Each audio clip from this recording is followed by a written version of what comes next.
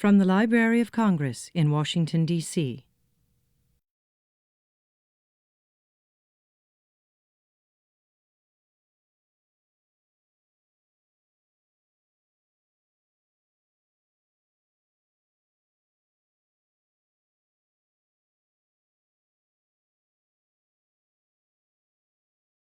Welcome to the African and Middle Eastern Division of the Library of Congress. And my name is Laverne Page, and I'm a librarian at the university.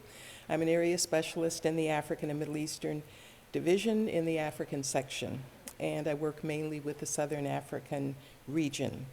And we have an unexpected treat today with Dr. David Birmingham's visit to the Library of Congress.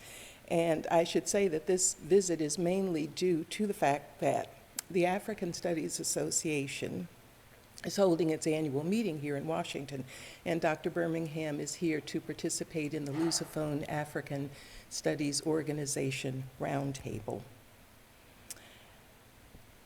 This program is being webcast, and I should inform you that if you speak, you're giving tacit approval to your image, your voice, and this program will be available later on Library of Congress websites. Dr. Birmingham, who is standing so patiently, looking at me reading my notes, was born in England, and he spent most of his childhood in Switzerland. He spent his teen years in Ghana. His father was a professor at the University of Ghana, and Dr. Birmingham went to college also in Ghana. And as a teen, he wandered around the African continent, and he then published his first book in 1965. And the title of that book was The Portuguese Conquest of Angola. And he informed me that that book was pirated, or very moderately, we should say, that it was used, maybe, by the captains who later overthrew the Portuguese government.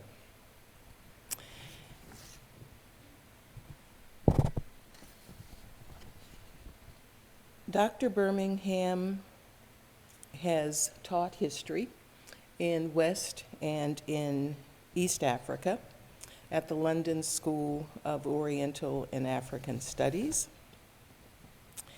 and at the University of Kent. And he has been retired for 10 years, but he is still speaking and writing and informally teaching, I would think. And there's a great deal to say about him, and I will let him tell you his stories. I should just say, though, that there's a lot of interaction among Africanists and among historians. And a colleague was telling me today about St. Clair Drake, also about Dr. Birmingham's being invited to give a talk, a lecture to the first group of Peace Corps volunteers going out to Africa.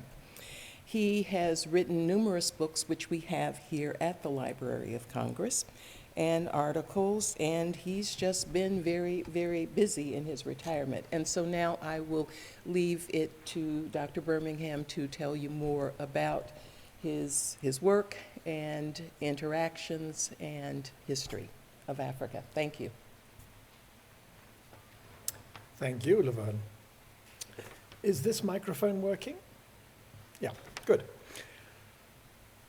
What I was asked to do about 4 days ago, and that's all the notice I had, was to talk about the resourcing of history.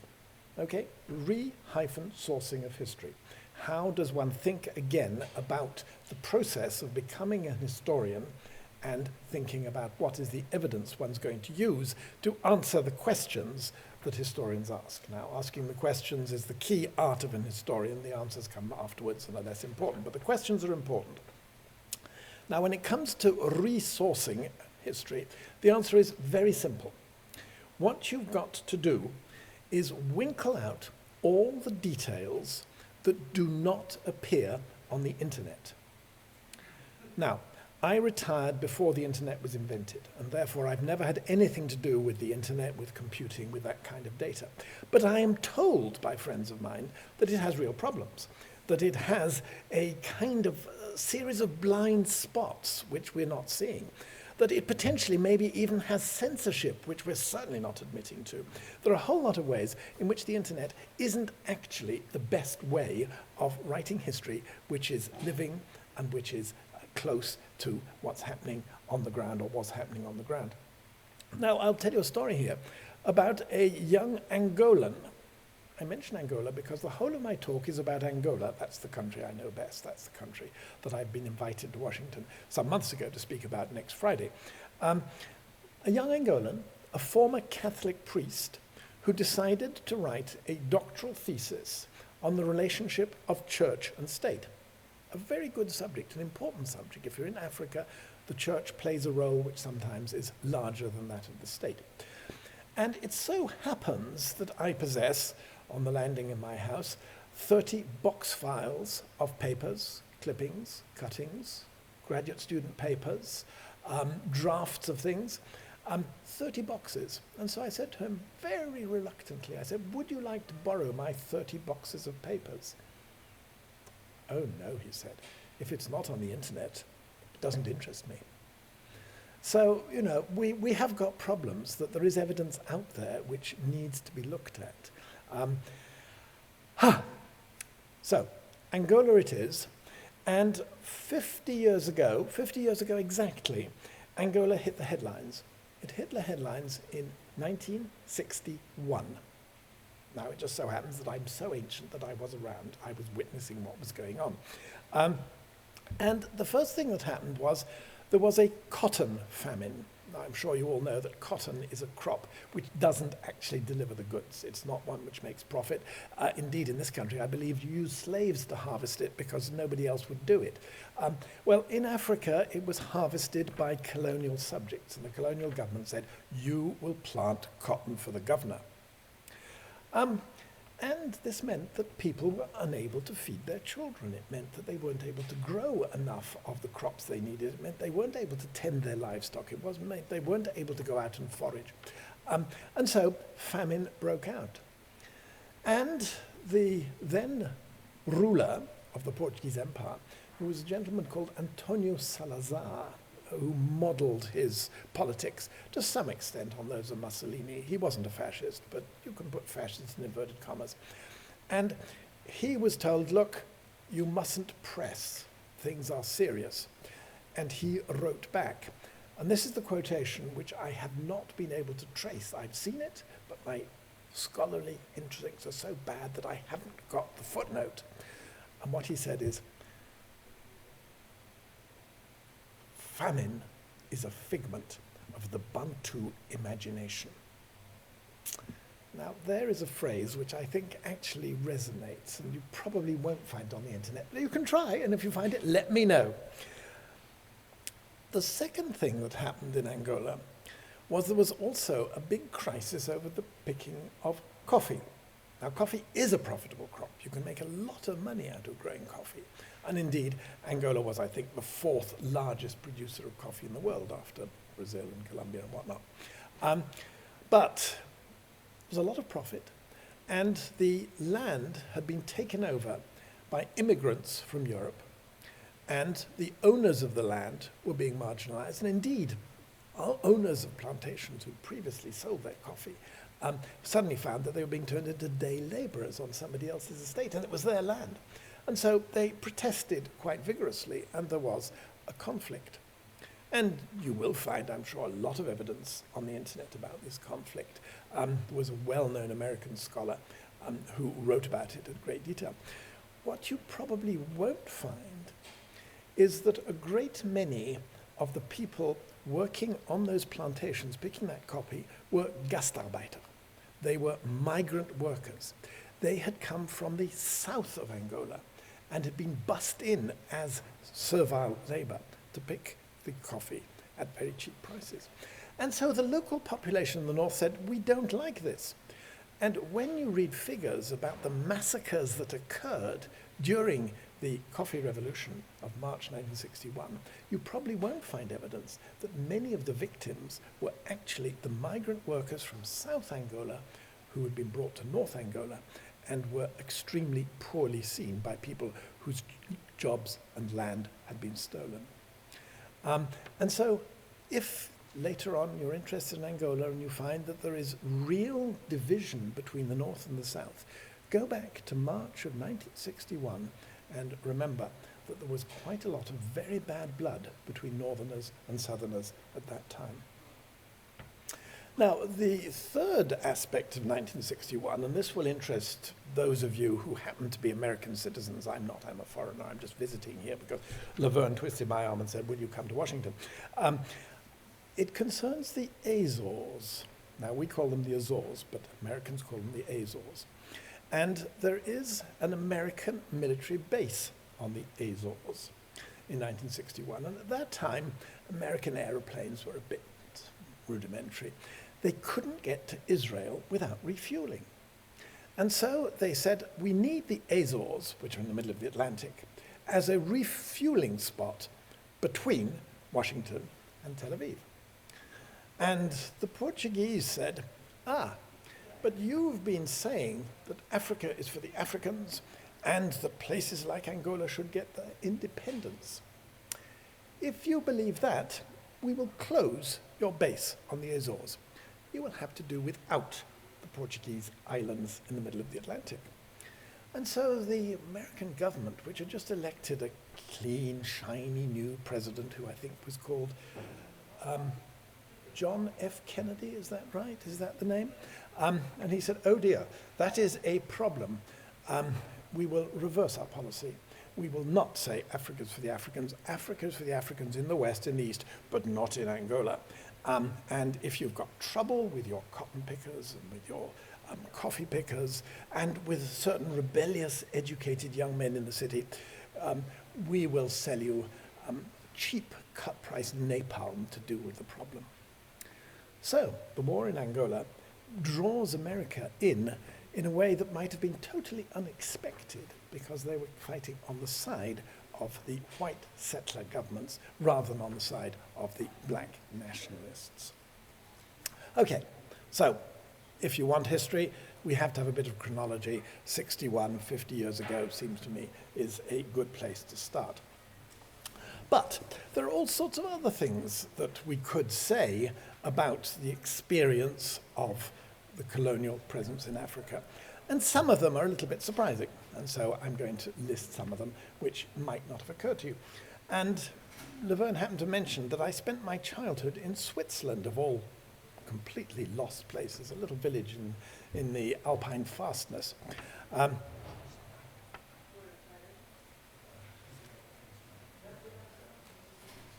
We're having a problem?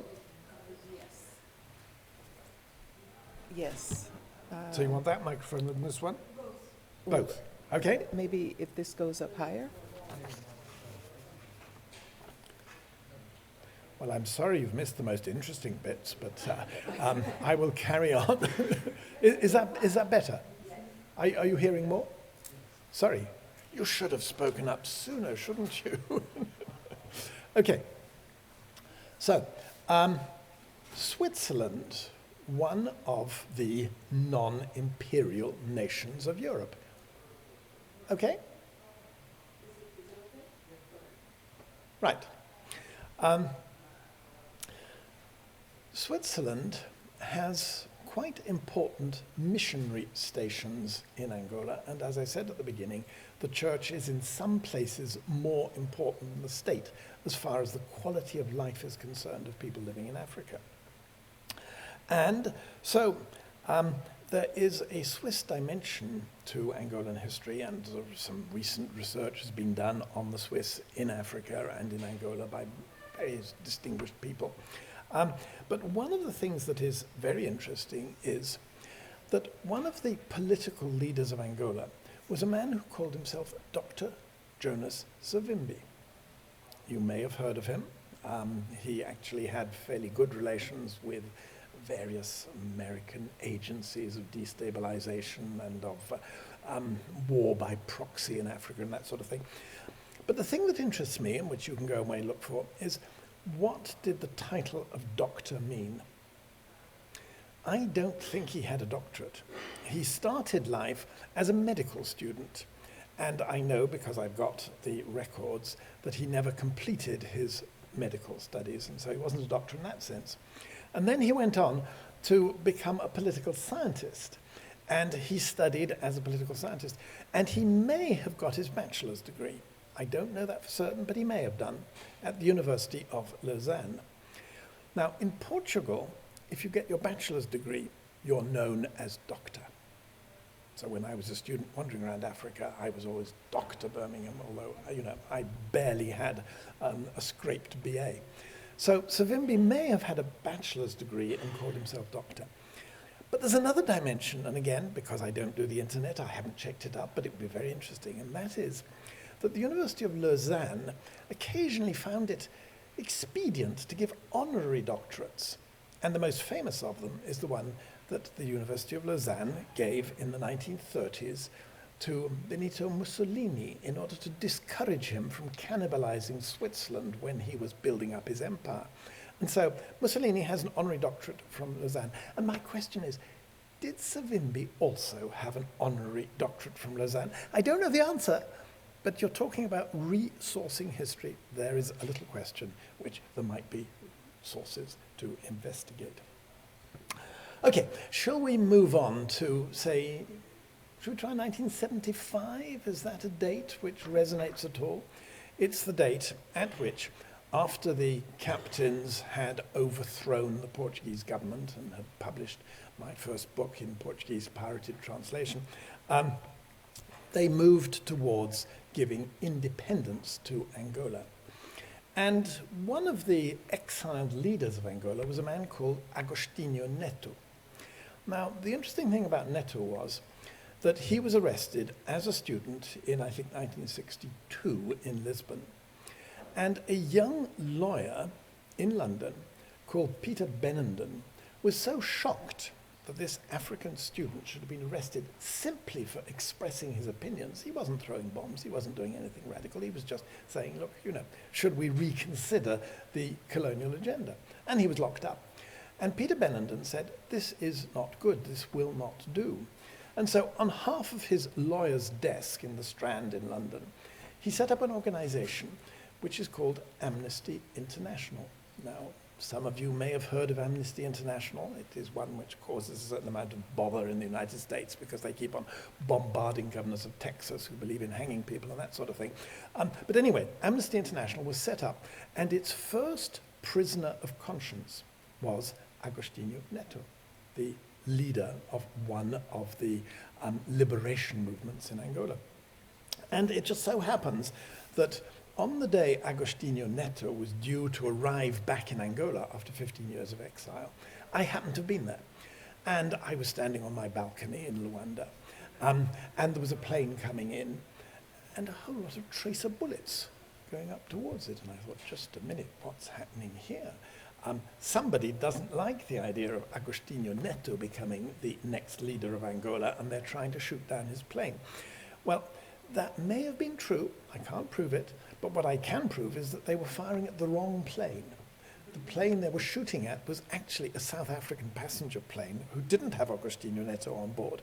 And they did hit it, but not fatally. So it licked its wounds and went back to Johannesburg. And Agostinho Neto arrived on another plane and went on to become the president of Angola. And so, when friends of mine say, but you're always in the right place at the right time, it just so happens that I did meet Agostinho Neto, because when he finally left prison and came to London, invited by Amnesty International, nobody on that half of a desk in London spoke a word of Portuguese. So they rang me up and they said, do you speak Portuguese? Can you come and meet this poet? We don't understand. Agostinho Neto was a poet. And so I met him and discussed him on his first day out of prison before he became president. So these are the kind of little insights into history which accidentally you may come across. If you want to know more about that period of 75, which is when the transition took place from imperial rule to nationalist rule, you might do worse than to look up a novelist. Now, novelists are, to my mind, a very good source of information. You know, that they actually can imagine outside the box. They can think about what's happening. They can use the evidence they've got, and then they can write about it in a way that historians might be a little cautious of doing. And I don't know if any of you have ever heard of a novelist called Garcia Marquez. He happens, I think, to be Colombian. But he wrote a very, very interesting account of the transition in Angola, which was available in grey publication. It was cyclostyles, dittoed, whatever you call it, at the time. And it was one of the sources which I found particularly insightful into that traumatic transition of 75. But 75 was also quite important. Am I running over time? No, I'm not running over time. It was quite important in terms of the United States as well, because the United States was really rather concerned to get the right answer to the independent government that would be established. And the Portuguese said, right, we will leave on the 11th of November 1975, by which time there will be a government. And so the United States government was trying to do it, and they got it all wrong. They got seriously muddled up. And it just so happens that after this had happened, I was in Washington, I was here on a visit, and a friend of mine said, oh, there's a hearing taking place on the Hill about who was responsible for the failure of American policy in Angola in November of 75. And so I said, oh, well, that's very interesting, can I come along? In state, there was deadly silence. Good gracious, what have we let ourselves into? A foreigner coming to listen to our hearing? However, they said, well, since you've heard about it, you better come. And so there I was, sitting in a small room on the Hill, and the Department of State had its representatives, the Department of Defense had its representatives, the Central Intelligence Agency had its, the FBI had its agencies, Kissinger's private advisors were all there, there was a whole host of them. And they were sitting around this room trying to pass the buck, trying to say, who was it that got it wrong, so that we got into such a muddle that we're now once again at war by proxy, this time in Africa, not in Vietnam. And it was really quite an interesting episode for a not very serious travelling historian to find themselves sitting in Washington listening to this intense debate, to the embarrassment, I say, of the person from state who had mentioned this to me and then couldn't find a way of uninviting me. Right. However, you do have to realize that Kissinger got very upset about the Texan dimension. Now, one of the things that was happening in Angola was that oil was discovered. And the oil companies didn't quite know when to admit this. Oil companies like to find oil and then keep it secret until they've got a government they can manipulate. And they decided eventually after independence, yes, all right, this is a government which is sufficiently weak, we can control it, therefore we will start pumping oil. But there was a danger of people destabilizing their onshore bases, possibly even blowing up their offshore wells. And so they wanted to hire some very good mercenary soldiers to protect their installations. And the best mercenary soldiers in the world were Cubans. And so there, the big oil companies, Gulf Oil, all the rest of Chevron, the rest, who were pumping oil from offshore wells in Angola and using Cuban troops to protect their installations. But Texans didn't like to reveal too much about what they're doing. And eventually, Henry Kissinger discovered that these oil companies were using Cubans against whom he was trying to fight a war to protect their installations. And Kissinger, I'm afraid, got very cross about this. Now, again, it's something that you can probably find information about. If you want to resource history, find out what was actually happening in the early years of independence. Now, one of the reasons that Portugal was 10 years behindhand in decolonizing its colonies. Britain decided in the 50s, late 50s, it would decolonize. They gave independence to Nkrumah and Nyerere and various other people. And the French decided, well, they couldn't actually drag their feet any longer. And so they eventually said, well, if you want independence, you can have it, but we will cut you off. And that's what they said in Guinea. And then they said, no, you can have independence so long as you remain loyal subjects of France. So we'll give you flag independence. We won't give you financial independence. You'll still use our money and we will control the economy, but you can be independent. So by 1960, essentially, British and French colonies were independent, and Portuguese ones weren't. And the reason for this is that both Britain and France could say very easily, look, with independence, we still control the economy. We are the neo-colonial partner. We are the suppliers of industrial manufacturers. We're the people who are going to keep those countries supplied with all they need in the way of motor cars and textiles and paint and cement and all the other things. They won't produce any of their own. They'll buy it from us. The Portuguese were unable to do that. Portugal was the second poorest country in Europe. The poorest country was Albania, but the second poorest was Portugal. And it didn't actually have the infrastructure to become a neo-colonial partner of its African colonies. So for 10 years, it delayed independence. During those 10 years, Portugal moved forward very rapidly. The industrialization of Portugal in the 1960s was quite astonishing. So by 1975, they really did have a base which would have provided a neo-colonial partnership. But by then, the Portuguese were so unpopular that it wasn't viable. And so what happens at independence is the neo-colonial partner of Angola becomes East Germany. That, again, is a dimension which is perhaps a little surprising. And if you're resourcing history, you want to look for the surprising dimensions. You want to find out how it is that Angola becomes a partner, not of West Germany, as the Portuguese had always feared, but of East Germany. Shall we move on to the 1980s? These are the years of austerity. These are the years in which Angola is extremely poor. These are the years where Angola, unlike all the French flag independent 17 republics who have French money, tries to create its own money. And its money is actually very difficult to control. So what happens is that the money basis for transactions in Angola is not the kwanza, the banknote, because that is being reduced by inflation. It is the six-pack. The six-pack is 6 cans of beer. And that is the unit of measurement. And so if you want to go and buy something, what you do is you carry your 6 packs of beer and you pay for your loaf of bread, you pay for your vegetables, you pay for whatever it may be. If you're trying to pay the rent on your room, you may have to borrow a pickup truck in order to take enough 6 packs to pay for it. But this essentially is the way in which the economy operated. It operated on 6 packs of lager beer. Now, I was there in, I suppose, 87, and I was talking to some of the Cuban financial advisors and educational advisors in Angola. And this was quite an interesting thing to do. And they were saying, look, this will not do. We've got to have financial, economic reform in this country. And we've got to establish a much more traditional system.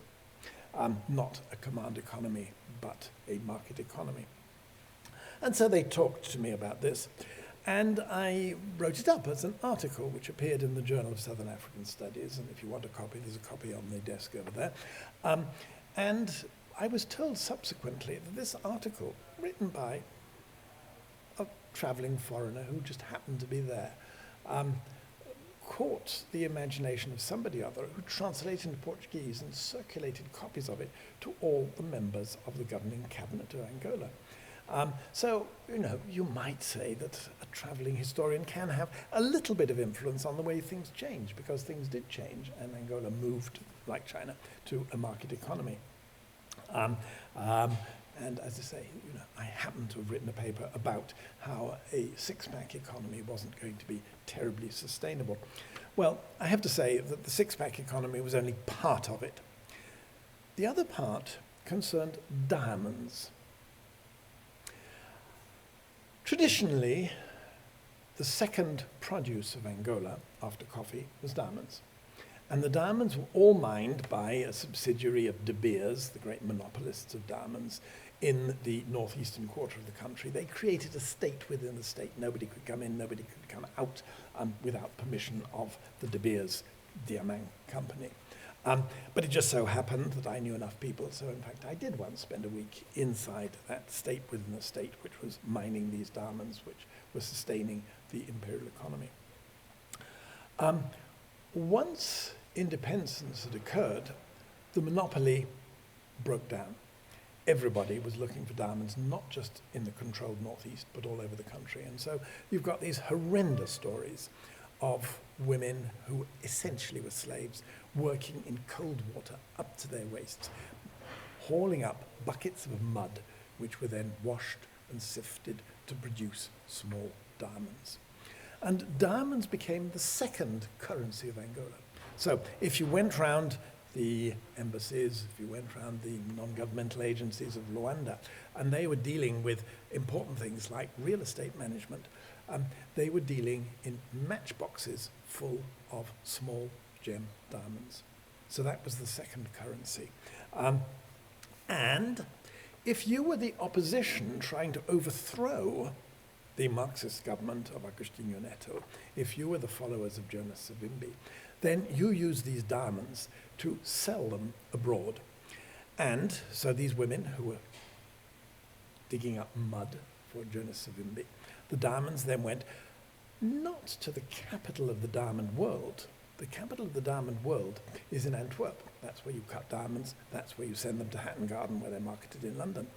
They found an alternative circuit. What happens is these diamonds were being sold to a rival diamond center, Tel Aviv. So that is where diamonds were going from the wild diamond mines in Angola. And then from Tel Aviv, they were converted into hard currency, and the hard currency went to Ukraine, and Ukraine had an enormous supply of redundant weapons, aircraft, and other such things. And so Angola has this close connection with Ukraine, diamonds being sold for military hardware. Now, one of the people who gets involved in this diamond trade is the daughter of the president, a young lady called Isabella dos Santos. I'm told, but I haven't checked it out, that she actually has a degree in politics from the University of London. Whether that's true or not, I don't know. But she certainly had a business brain. And so she took up diamond trading in a big way. And when De Beers realized that there was a real danger that because so many blood diamonds were going into the chain, the diamonds would be demonized in the same way that fur coats were. Do you remember Brigitte Bardot demonized fur coats and said, no self-respecting person in Europe or America will wear a fur coat again because it's cruel to animals. De Beers really felt as though the same might happen to diamonds. So many blood diamonds were coming out of Sierra Leone, coming out of Liberia, coming out of the Congo, that diamonds might suddenly become an unacceptable form of ornamentation for middle class and rich women. And so Angola signs the Kimberley Agreement, which controls the origins and sources of diamonds. And I presume it's because Isabella, daughter of the president, was one of the main traders in diamonds, and therefore from her point of view, she didn't want her market to be spoiled by the thought that Angola was selling blood diamonds, and so they joined the Kimberley Agreement.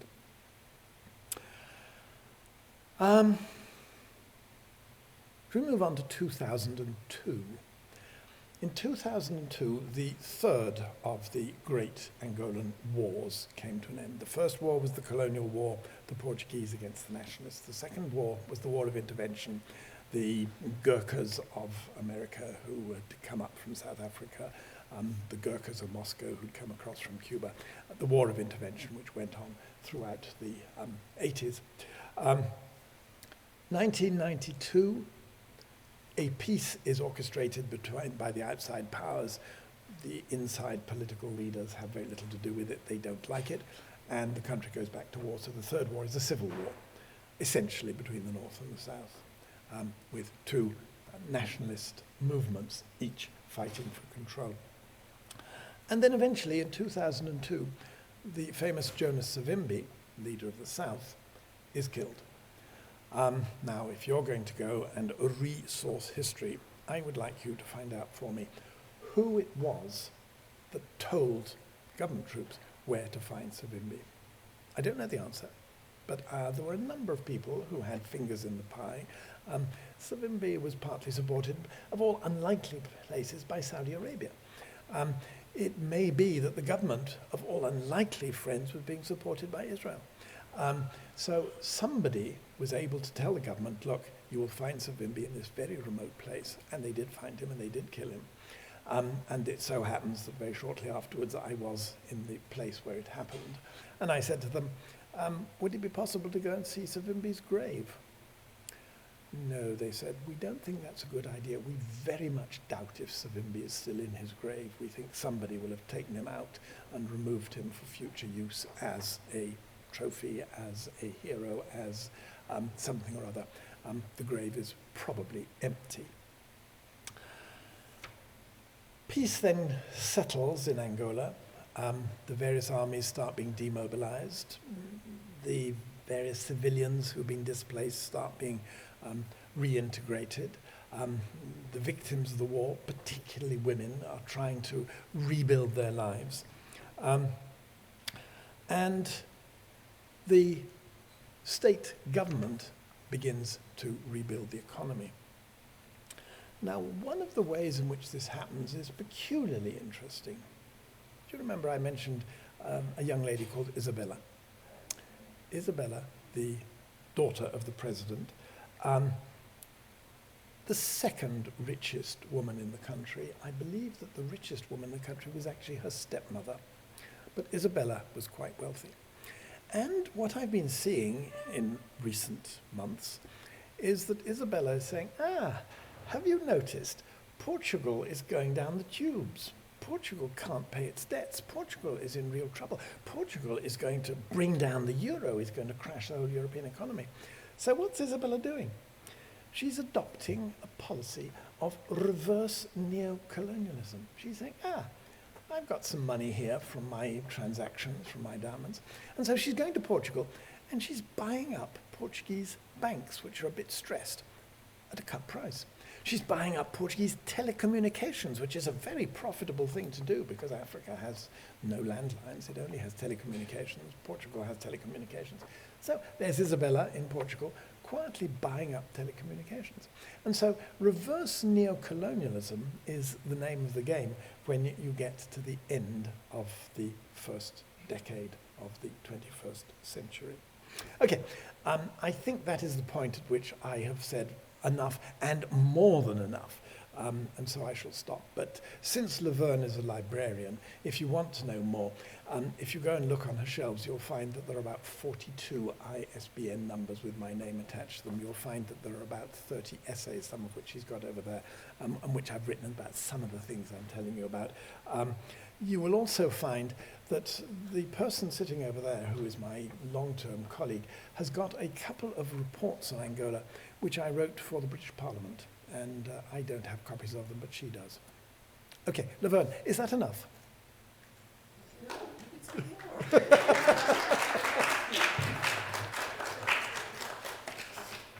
you take questions? Oh, indeed, I could take questions. Well, the first thing that comes to my mind is you mentioned, you described yourself several times as a traveling historian. Yes. Is that your term? Yes, I suppose that's my term. You know, it would be pretentious to sort of say, well, you know, this is the man who used to teach in a little downtown college in California called UCLA, or this is somebody who actually was chairman of the African Studies program in the University of London. There are all sorts of things I could say about myself, but they're too pretentious, Laverne, so I'm just a traveling historian. Be pretentious. Quite often it seems as if you were in the right place at the right time. This is absolutely true. I decided that, you know, one couldn't cover the whole of Africa, and so since I was particularly invited to talk about Angola next Friday in the African Studies Association, that, you know, it's Angola I would talk about. But as you know full well, I did actually write a biography of Kwame Nkrumah. And I did actually meet him on one occasion. And more interesting than that, perhaps, I interviewed his first head of state. Now, do you know who the first head of state of Nkrumah was when he gained independence? Elizabeth II, the Queen. Elizabeth, what's her name? Windsor, was head of state in Ghana for the first 3 years of independence.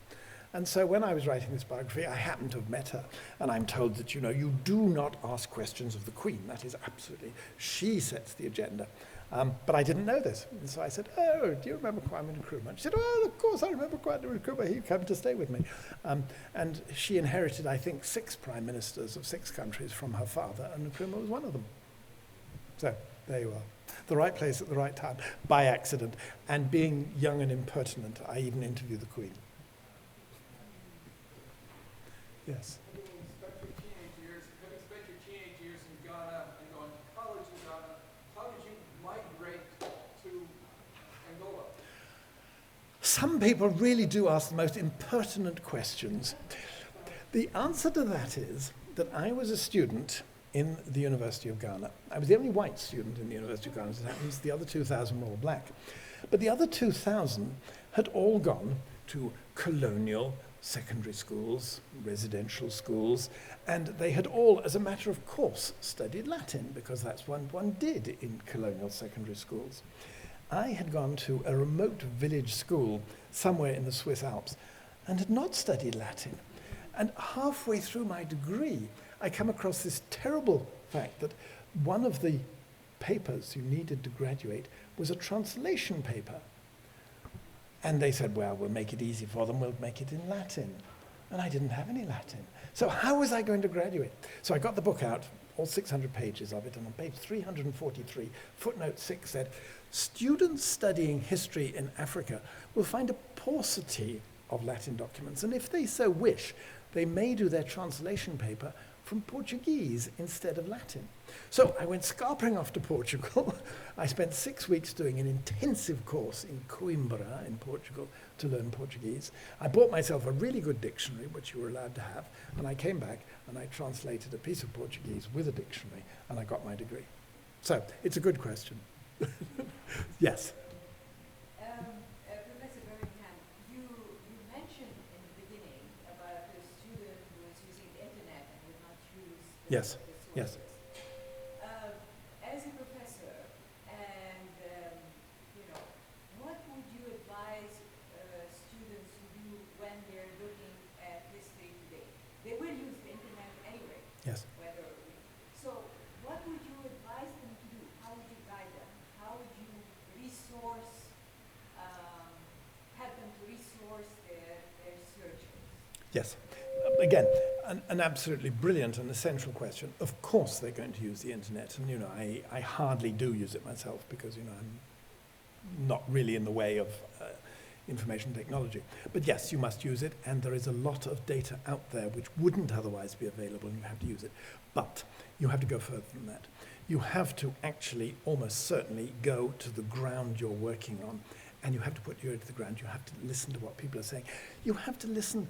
For instance, if you want to follow the history of Angola, you go and listen to the songs of protest that are being sung down in the working class areas as to what people are saying about their experience of government, their experience of the whole process of decolonization.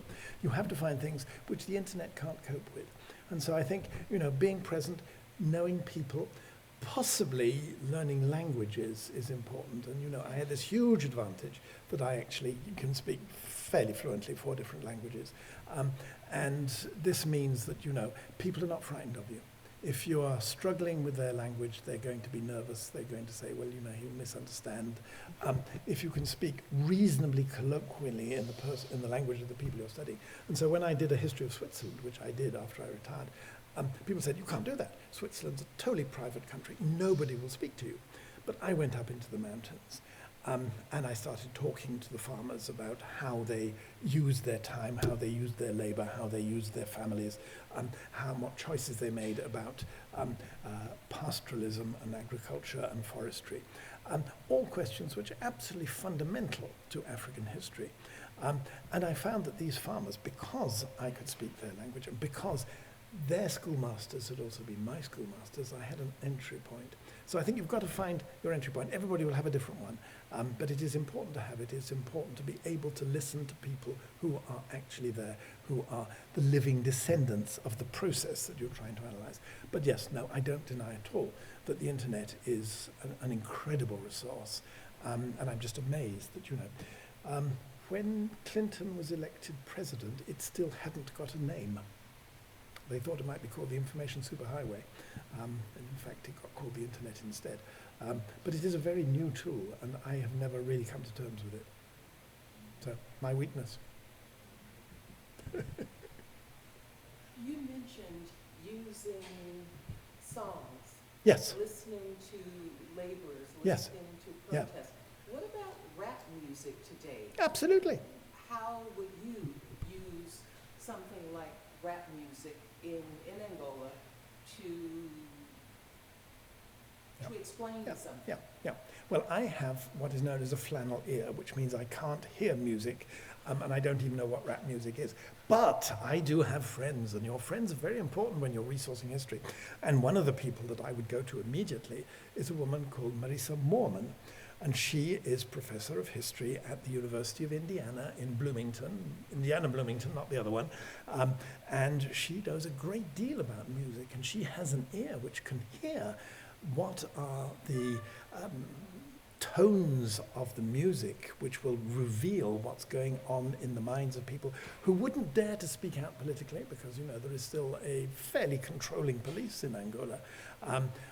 But just as the colonial police didn't know how to read poetry, and so a lot of the protest in the Portuguese Empire in poetry form is something which does exist because the police didn't realize they ought to be censoring poems, they were only censoring politics. So too with the music, you can use it and should use it. And so I think next time you're in Rwanda, go and find out what they're singing down in the Baisha. It seems that literature Yes. is very strong in Angola, in other Portuguese-speaking areas of Africa. Yes. Why? You're absolutely right. The last time I was in this building was 10 years ago, and you had a huge, great cardboard box under your desk, which was absolutely filled with novels written in Portuguese by Africans. You don't remember that, but I do. And this literature really is quite revealing. And I think that one of the things one has to say about the Portuguese colonies, or at least about Angola, is that a lot of people did learn Portuguese, and Portuguese does become a much wider language in Angola than the colonial languages would in some other countries. And so, if you go into a bar in Ghana, people will be talking in Ga or Akan or whatever they're talking. In Angola, they may well be talking in Portuguese. And there's a very nice story about how the football team from Zambia arrived in Angola to play a match. And the Angolans were terribly shocked. They said, but all these players are talking to each other in Bimba. But that's a bush vernacular. Why aren't they talking a proper civilized language? We all speak Portuguese. And so a lot of Angolans use Portuguese as their first language, not as their second language, not as the language you fill in your tax return in, but as the language you actually communicate with your fellow football players. And so there's a lot of very, very good writing. Please. This gentleman's question about how you got into Angola, you answered a bit about getting into speaking Portuguese. Yes. There was also a transition in the 1960s when I believe you were in graduate school, in which a man called Roland Oliver assigned countries to people. Now, if I think about the sources of technical and into European, I'm going to combine Yeah. this with, to you become a European historian, your sources would have been largely what was in government archives. Yes. But what you're speaking to in African history is the use of oral history, the use of culture and literature, and being there at the right time. That's an entirely different set of resources than what you find while in sitting in an archive. Did he help direct you that way? How did you move into doing the kind of history African historians do, which is quite different than what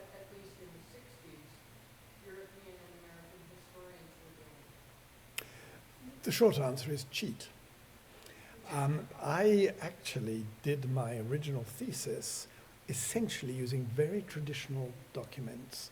And yes, you're right, you know, Roland Oliver, who was the great patron of African history, who founded the Journal of African History and the African Studies Association, all the rest of it, he did realize that work that had gone before, which was limited, tended to be either French or British, and that, you know, the Portuguese Empire, essentially history was taboo under the fascist regime. The fascist regime lasted 48 years, and during that time, you could only talk in terms of the glory of Henry the Navigator or whatever. You couldn't talk about real history.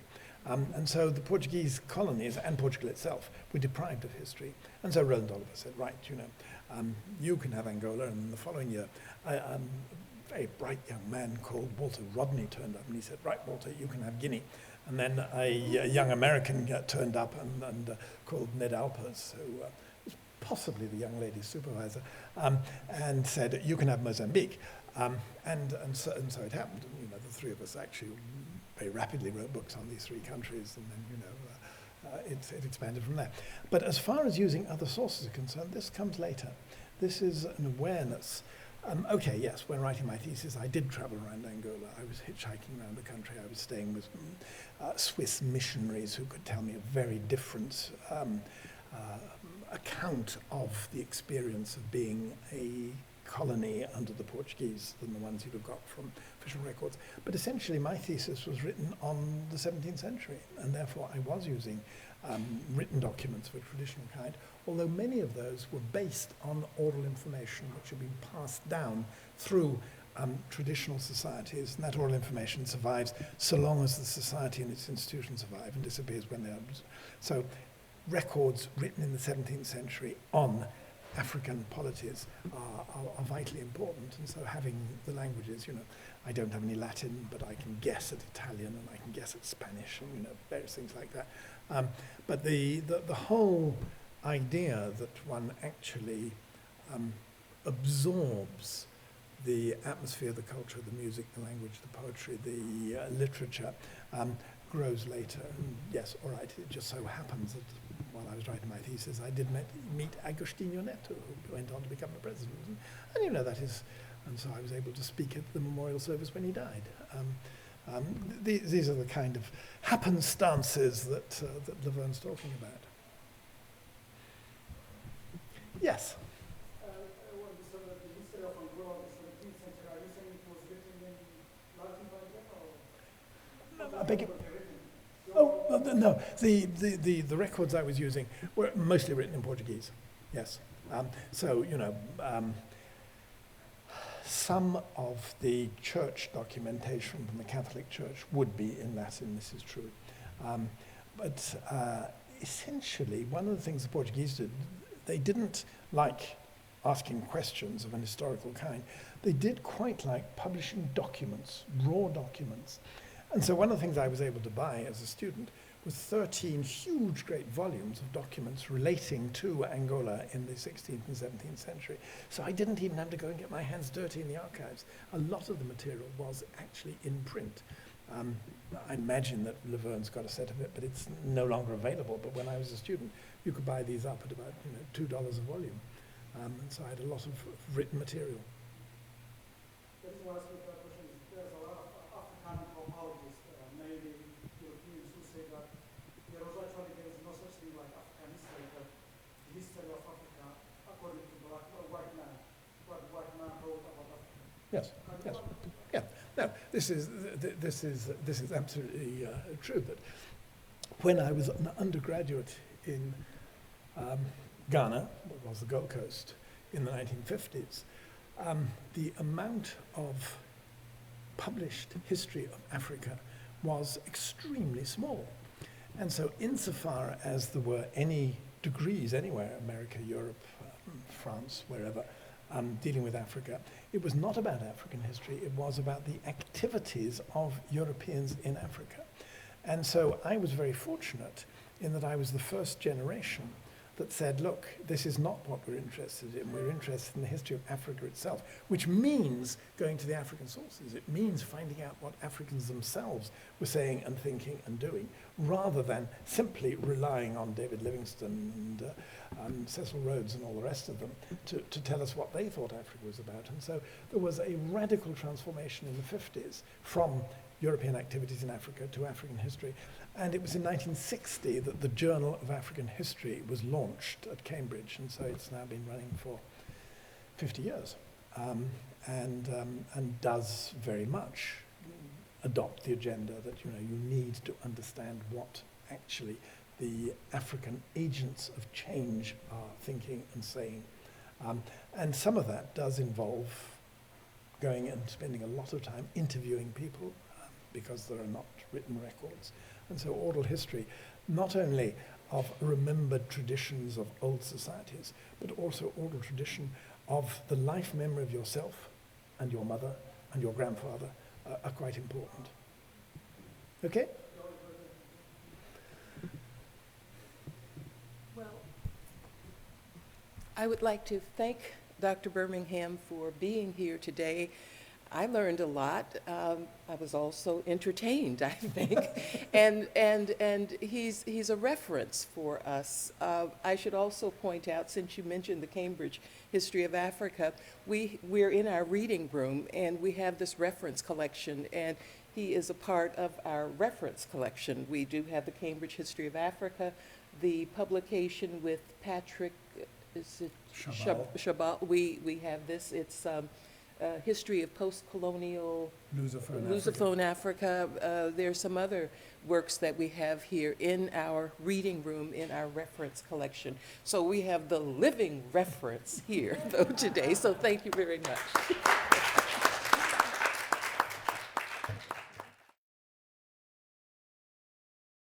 This has been a presentation of the Library of Congress.